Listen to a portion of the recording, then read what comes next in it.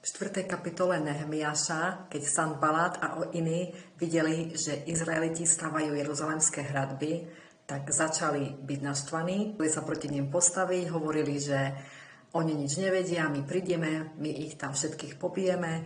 Oni sa modlili predtým, takže Boh tam zakročil, Nehemiáš ich pozbudil a oni jednou rukou pracovali, stavali hradby a druhou rukou držali v ruke zbraň, takže boli pripravení bojovať dňom i nocou. Keby náhodou zaútočili, takisto aj my musíme bojovať, neustále byť pripravení mať našu zbraň, Efeským 6. kapitole.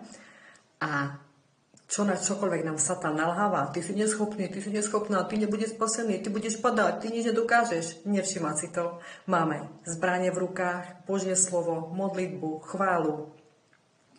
A neustále sme pripravení a nikdy nesundávame Božiu výzbroj.